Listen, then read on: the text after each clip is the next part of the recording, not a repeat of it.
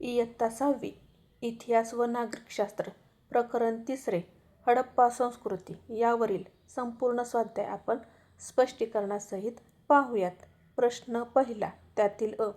दिलेल्या पर्यायांपैकी योग्य पर्याय निवडा. प्रश्न पहिला, हडप्पा संस्कृतीचा शोध टिंबटिंब या नदीकाठी लागला. पर्याय पाहूयात. अ. गंगा, ब. यमुना, क. सिंधू, ड. गोदावरी. हडप्पा संस्कृतीचा शोध सिंधू या नदीकाठी लागला. प्रश्न दुसरा, हडप्पा संस्कृतीतील महानगरे टिंबटिंब या ठिकाणी सापडले. पर्याय अ. धोलावीरा, ब. लोथल, क. कालिबंगन, ड. मोहेंजोदडो. उत्तर आहे मोहेंजोदडो. प्रश्न तिसरा, हडप्पा संस्कृतीतील टिंबटिंब या शहराच्या ठिकाणी गोदी सापडली आहे. पर्याय अ. लोथल, ब. राखीगढी, क. बनावली, ड. धोलावीरा.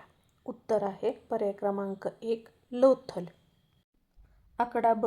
चूक की बरोबर ते लिहा. त्यातील पहिला प्रश्न, दूरवरच्या प्रदेशांशी असलेला व्यापार हे हडप्पा संस्कृतीच्या विस्ताराचे प्रमुख कारण होते. उत्तर आहे बरोबर. प्रश्न दुसरा, हडप्पा संस्कृतीतील लोक सार्वजनिक आरोग्याबाबत जागरूक नव्हते. उत्तर आहे चूक, कारण ते जागरूक होते. तिसरा प्रश्न, हडप्पा संस्कृतीच्या ऱ्हासाचे व्यापार मंदावणे हे एक कारण होते. उत्तर आहे बरोबर. प्रश्न दुसरा, त्यातील अ. संकल्पना चित्र पूर्ण करा.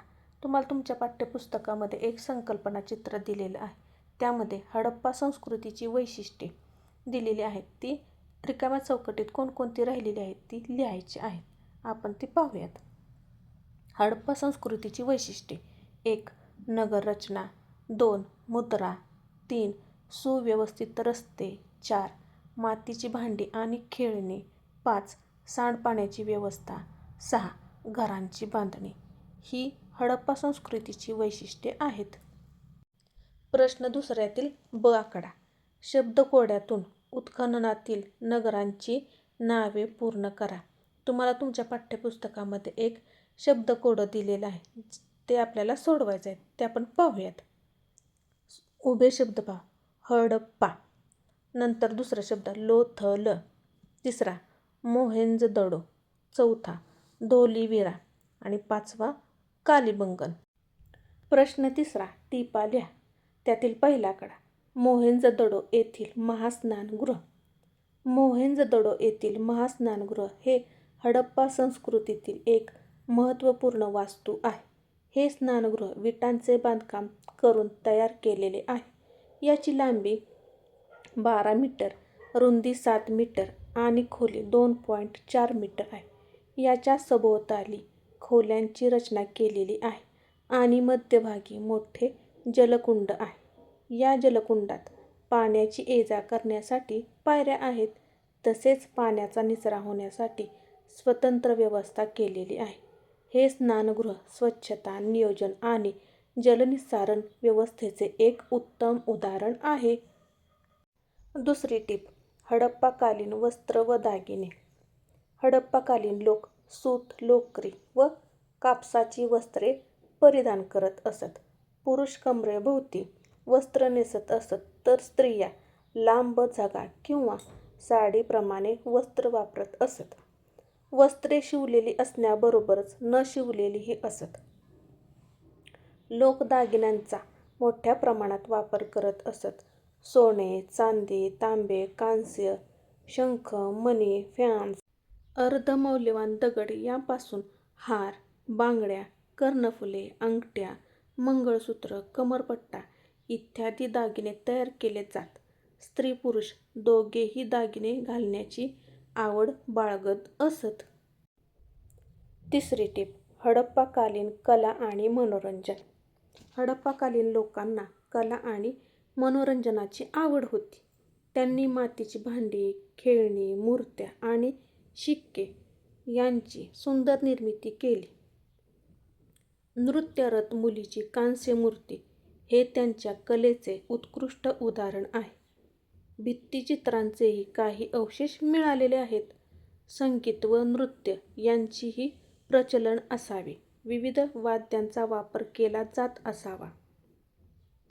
बुद्धिबळासारखे खेळ खेळले जात असावेत याचेही पुरावे मिळालेले आहेत. मातीची बैलगाडी, पक्षी, जनावरांच्या खेळण्यांवरून मुलांचे मनोरंजन होत असे. बैलांची शर्यत, झुले, गोफण, खेळ आणि उत्सव यांमुळे त्यांचे जीवन आनंदमय होते. यावरून हडप्पाकालीन लोकांचे जीवन केवळ कष्टमय नव्हते, तर ते कलाप्रिय आणि आनंदी होते हे दिसून येते. प्रश्न 4. पाठातील नकाशाचे निरीक्षण करा व प्रश्नांची उत्तरे लिहा. त्यातील प्रश्न 1. भारतातील राजस्थान या राज्यातील हडप्पा संस्कृतीच्या कोणत्याही एका स्थळाचे नाव लिहा. उत्तर आहे कालीबंगन. प्रश्न 2.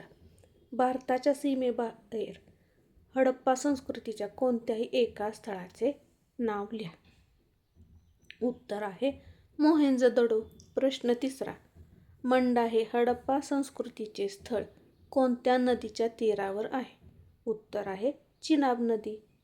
प्रश्न 4.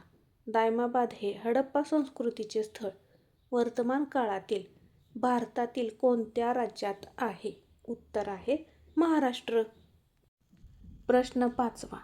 खालील प्रश्नांची सविस्तर उत्तरे लिहा. त्यातील 1. हडप्पा संस्कृतीतील सुसूत्र नगररचना ही आजच्या शहरांच्या नियोजनासाठी आदर्श कशी ठरू शकते हे स्पष्ट करा. उत्तर पाहूयात. हडप्पा संस्कृतीतील सुसूत्र नगररचना ही आजच्या शहरांच्या नियोजनासाठी एक आदर्श ठरवू शकते. हडप्पा शहरांची रचना अत्यंत नियोजनबद्ध, वैज्ञानिक व लोककल्याणकारी होती. या नगररचनेची प्रमुख वैशिष्ट्ये आजच्या शहरांच्या विकासात उपयोगी ठरू शकतात. हडप्पा शहरात रस्ते सरळ व समकोनात आखलेले होते. यामुळे वाहतुकीची सोय सुलभ होती आणि वेळ, इंधनाची बचत होत असे. आजच्या शहरातही रस्त्यांचे जाळे सुबक व नियोजनबद्ध असावे हे यावरून शिकण्यासारखे आहे. घरांची बांधणी मापात व एकसारखी होती. प्रत्येक घरात हवा व प्रकाश पुरेसा मिळेल याची काळजी घेतली होती. यातून आजही पर्यावरणपूरक आणि आरोग्यदायी घरे कशी असावीत याचा आदर्श मिळतो. सर्वात महत्त्वाची बाब म्हणजे निचरा व्यवस्था. हडप्पा शहरात घरांमधील व रस्त्यांवरील सांडपाणी वाहून नेण्यासाठी भक्कम गटार व्यवस्था होती. ही व्यवस्था झाकलेल्या गटारांची होती. यामुळे शहर स्वच्छ, सुंदर व रोगमुक्त राहत असे. आजच्या शहरात सांडपाणी व्यवस्थापन ही मोठी समस्या आहे. हडप्पा संस्कृतीतील नियोजन आपल्याला यावर उपाय सुचवते. याशिवाय सार्वजनिक विहिरी, स्नानगृहे, धान्य कोठारे, बाजारपेठा, निवासी व औद्योगिक विभाग यांचे वेगवेगळे नियोजन केलेले होते.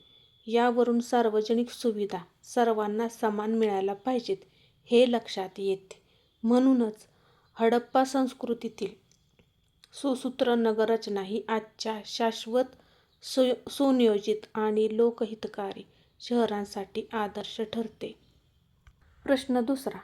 हडप्पा संस्कृतीची अर्थव्यवस्था उतरणीला का लागली. उत्तर पाहूयात. हडप्पा संस्कृतीची अर्थव्यवस्था प्रामुख्याने शेती, पशुपालन, हस्तव्यवसाय आणि व्यापारावर आधारित होती. परंतु कालांतराने वारंवार आलेले पूर, नद्यांच्या प्रवाहातील बदल, दुष्काळ आणि हवामानातील बदल यांमुळे शेतीचे मोठे नुकसान झाले. त्यामुळे अन्नधान्याचे उत्पादन घटले आणि लोकांचे जीवन विस्कळीत झाले.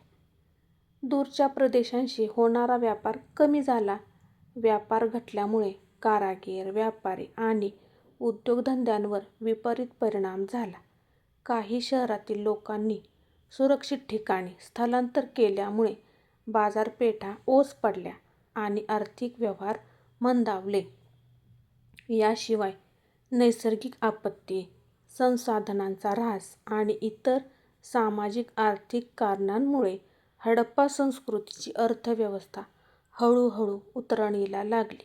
त्यामुळे या समृद्ध संस्कृतीचा ऱ्हास होण्यास आर्थिक दुर्बलता हे एक महत्त्वाचे कारण ठरले. असेच नवनवीन शैक्षणिक व्हिडिओ पाहण्यासाठी शब्दवेल मराठी क्लासेसला लाईक, शेअर आणि सबस्क्राईब करायला विसरू नका. धन्यवाद.